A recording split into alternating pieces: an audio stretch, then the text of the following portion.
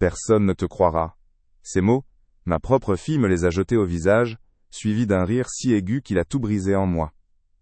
Écoutez cette histoire jusqu'au bout, dites-moi ce que vous feriez à ma place et de quelle ville vous venez. J.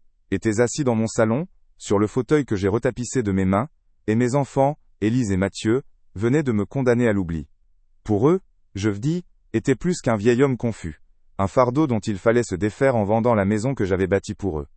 Ils riaient de ma peine si sûrs d'eux, ignorant que la preuve de leur terrible erreur dormait juste derrière un mur de mon atelier, ce lieu qu'ils nommaient avec mépris, le débarras. Une preuve silencieuse, qui n'avait pas besoin de mots pour tout révéler. Aujourd'hui, le silence dans cette maison est une chose vivante. Il a un poids, une odeur, celle de la cire froide et des souvenirs qui prennent la poussière. Je suis assis à la table de la cuisine, celle que j'ai fabriquée en chêne massif il y a 40 ans, et mes mains reposent sur le bois usé, sentant chaque entaille, chaque marque laissée par les rires et les dîners de famille. Le soleil matinal traverse la fenêtre et dessine des rectangles de lumière sur le sol, mais il n'apporte aucune chaleur. Mes yeux se posent sur le mur où sont accrochées des photos jaunies, ma femme, son sourire si doux, et les enfants, petits, insouciants, leur regard plein d'une admiration qui a disparu. Hier, le regard d'Élise était si différent, un mélange de pitié et d'impatience. C'est ce regard qui me hante, plus encore que ces mots. Il a transformé ce foyer en un mausolée, où je ne suis plus que le gardien invisible de ma propre vie passée. Je me lève et je marche dans les couloirs, mes pas feutrés sur le parquet que j'ai posé moi-même. Chaque objet que je touche, une petite chaise que j'ai sculptée pour Mathieu, une étagère remplie de livres que lisait ma femme, est devenue une relique d'un monde qu'ils jugent démodé. Pour eux, je suis comme cette maison. Une accumulation de choses inutiles, un fardeau sentimental. Je m'arrête devant la porte de mon atelier, ce qu'ils appellent avec dédain le débarras. Derrière cette porte, il n'y a plus que du bois et des outils. Il y a les heures volées au sommeil, la passion d'une vie. Mais pour eux, c'est juste le fouillis d'un vieil homme. Leurs visites sont devenues des inspections, leurs appels, des interrogatoires brefs sur ma santé. Je ne suis plus leur père, mais une responsabilité, une case à cocher sur leur agenda surchargé. L'invisibilité est une mort lente. Je ferme les yeux et je ne suis plus dans cette maison vide. J'ai 25 ans. Mes mains ne sont pas encore marquées par des décennies de labeur, elles sont agiles, pleines de promesses. Mon rêve a l'odeur du palissandre et de l'atip, épicéa. Dans un petit coin de garage que je loue, je passe mes nuits à dessiner des guitares, à imaginer le son parfait, celui qui pourrait faire pleurer une salle entière. C'est ma passion, mon secret. Puis, Élise est née. Son premier cri a été plus puissant que n'importe quelle symphonie. J'ai regardé son petit visage, ses doigts minuscules, qui s'agrippaient aux miens, et j'ai compris. Un rêve ne pouvait pas la nourrir. Le lendemain, j'ai rangé mes plans, j'ai accepté un poste à l'usine de meubles. La sécurité d'un salaire contre la musique de mon âme. Un choix que je n'ai jamais regretté, mais dont le poids silencieux m'a accompagné à chaque pas. Les années qui ont suivi ont été un long fleuve de travail et de fatigue. L'usine était un monstre bruyant qui avalait mes journées, me recrachant le soir couvert de poussière de bois, les oreilles bourdonnantes. Mais en franchissant le seuil de la maison, je laissais ce monstre dehors. Mes mains, rêches et blessées par les machines, redevenaient douces pour réparer la poupée d'Élise, ou construire un fort en couverture avec Mathieu. Je me souviens des repas simples que je préparais quand ma femme travaillait tard, l'odeur du ragoût qui mijotait, leur rire à table. Leurs vêtements étaient jamais de grandes marques, mais ils étaient toujours propres et repassés. Leur monde était simple, mais il était chaud, il était sûr. Je leur construisais une forteresse avec mes bras fatigués, un rempart contre les manques que j'avais connus. Ils ne voyaient que le père qui jouait, pas l'homme qui luttait. Je me revois à 40 ans, devant le devis de la prestigieuse école de commerce d'Élise. Les chiffres formaient une montagne que mon salaire ne pouvait gravir. Mon seul luxe, ma seule fierté matérielle, était une vieille voiture que j'avais retapée, mon petit espace de liberté pour les week-ends. J'aimais le bruit de son moteur, le sentiment de pouvoir aller n'importe où. J'ai regardé Élise, ses yeux brillants d'ambition, et j'ai su ce que je devais faire. La vendre n'a pas été une décision, mais une évidence. Le jour où l'acheteur est parti avec, un silence s'est installé en moi. Pendant les années qui ont suivi, je suis allé à l'usine à vélo, sous la pluie, la neige, le vent glacial de l'hiver. Pédaler dans le froid était qu'un petit prix à payer pour le diplôme qu'elle a fièrement accroché au mur, ce même mur qu'elle veut aujourd'hui abattre. Et puis il y a eu Mathieu. Il venait de se marier, il voulait son propre foyer, un endroit pour bâtir sa propre famille. L'apport pour un appartement à Paris était une somme astronomique pour nous. Un soir, à la table de la cuisine, ma femme et moi avons regardé nos relevés de compte.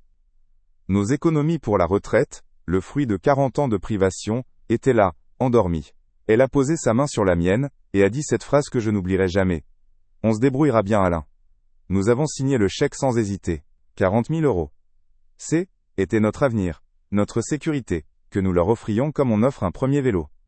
Nous leur donnions des racines, et nous nous contentions de regarder l'arbre grandir, sans jamais imaginer qu'un jour, ils essaieraient de le déraciner pour vendre le terrain. Le sacrifice n'est pas toujours un grand geste théâtral, le plus souvent il est une accumulation de petites choses invisibles. Ce sont les chaussures que je gardais des années, ressemelées à l'os, pour qu'ils aient des baskets neuves pour la rentrée.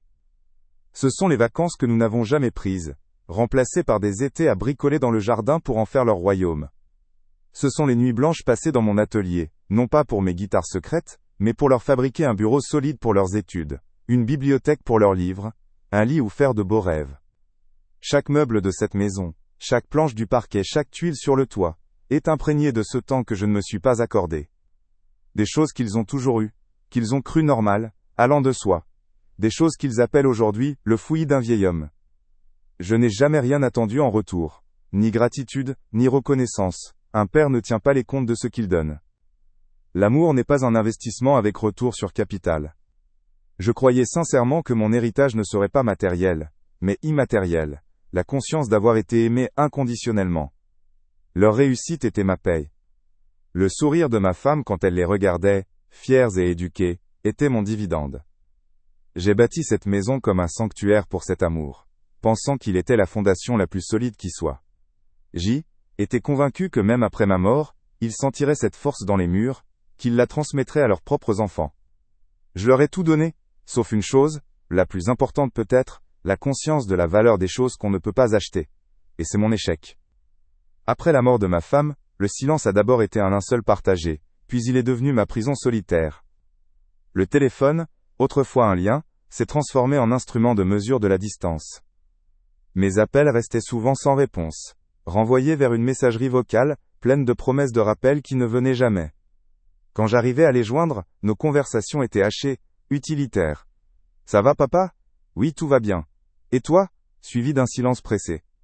Mes tentatives de raconter une anecdote, de partager un souvenir, se heurtaient à des inis. « Ah d'accord, distrait ou à un ?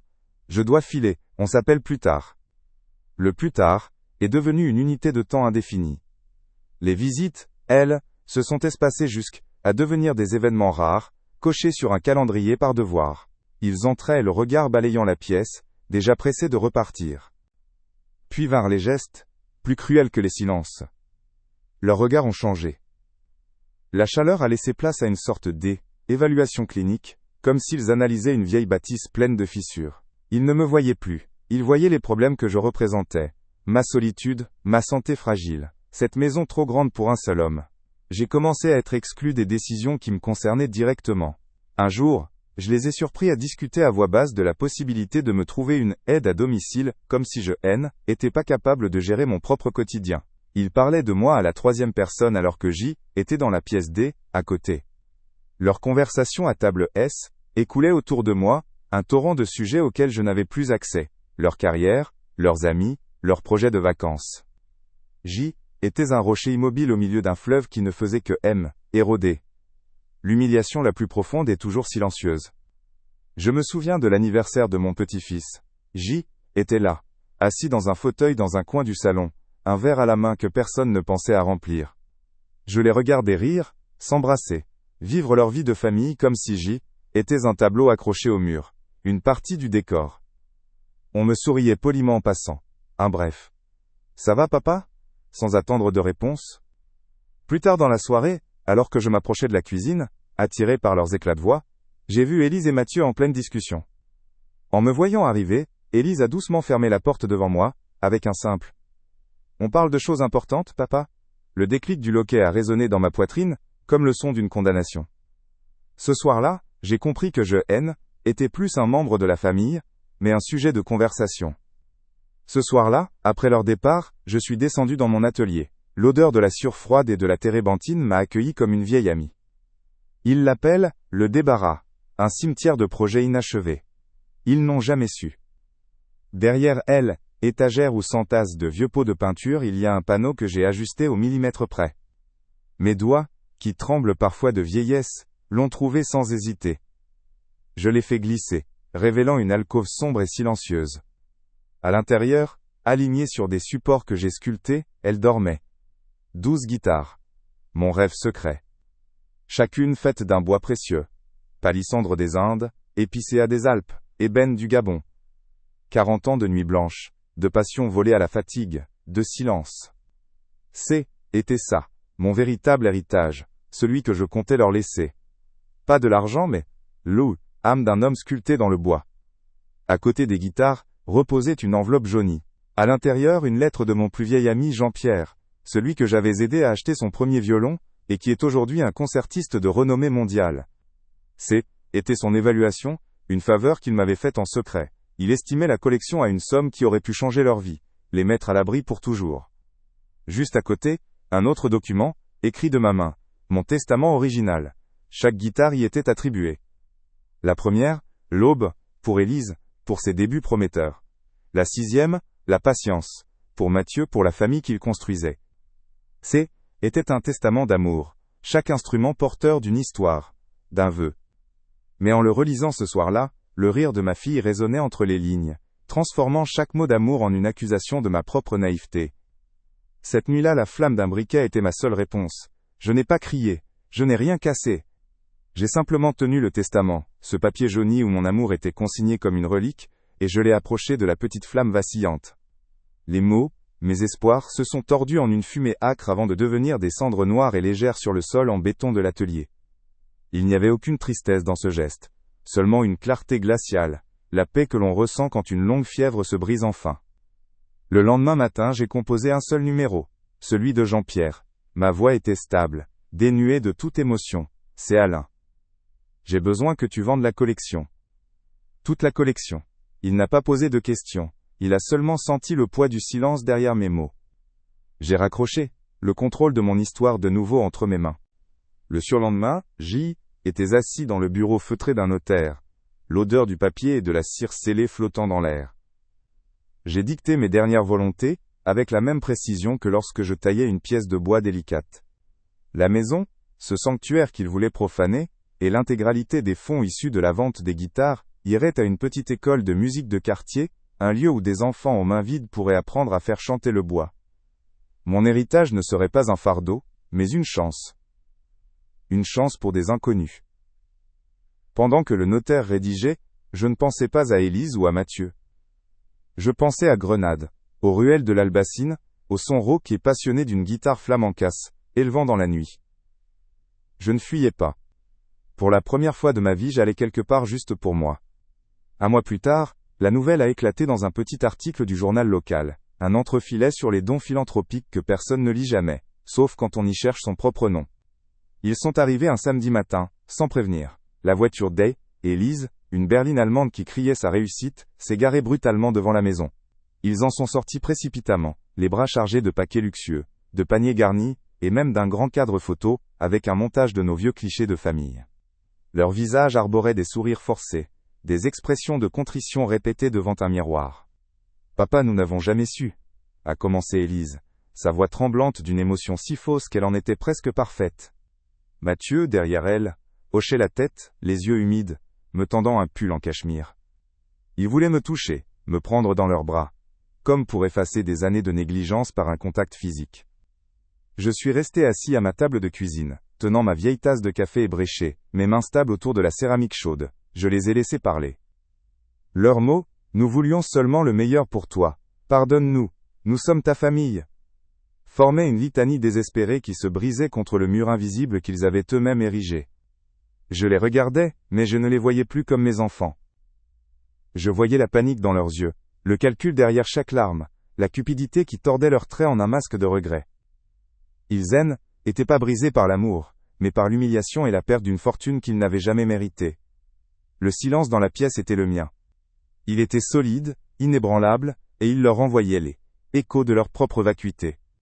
Mon choix était fait, scellé non pas dans la colère, mais dans la paix de celui qui a enfin retrouvé sa propre valeur. Je les ai regardés, vraiment regardés, peut-être pour la première fois depuis qu'ils étaient devenus ces étrangers, Les larmes Élise traçait des sillons nets dans son maquillage coûteux, et les mains de Mathieu, qui avait un jour tenu les miennes avec tant de confiance, tordaient maintenant l'anse d'un panier cadeau comme une bouée de sauvetage. Ils parlaient de sang, de famille, d'un avenir que nous pourrions reconstruire, mais leurs mots étaient creux, des échos dans le mausolée de cette maison. Ma décision n'est pas née de la vengeance. La vengeance est un feu qui vous consume, et J était enfin en paix, froid et entier. J'ai vu les visages des enfants de l'Aile, école de musique, leurs mains maladroites mais avides sur des instruments bon marché. Mon héritage N était pas destiné à colmater les brèches de leur avidité, mais à bâtir des fondations pour ceux qui n'avaient rien. Je me suis levé lentement, je suis passé devant eux sans un mot, et j'ai ouvert la porte d'entrée. L'air frais du dehors était une promesse de liberté. Et vous, auriez-vous donné une seconde chance à ceux qui vous ont tourné le dos, ou laisseriez-vous la vie leur régler leurs propres dettes? Je les ai regardés, une dernière fois. Leurs visages, déformés par un regret que je savais intéresser, d'Anne, étaient plus ceux de mes enfants. Les larmes Élise étaient une performance. La panique de Mathieu, un calcul. Leurs mots sur la famille et le pardon se perdaient dans le silence de cette maison, un silence qu'ils avaient eux-mêmes créé. Ma décision N était pas une vengeance. Se venger, c'est rester lié à ceux qui vous ont blessé, et moi, J, était enfin libre. Mon héritage ne servirait pas à combler le vide de leur avidité, mais à semer des graines dans un sol fertile, pour des enfants qui apprendraient la musique. Je me suis levé, je leur ai tourné le dos sans un mot, et j'ai ouvert la porte.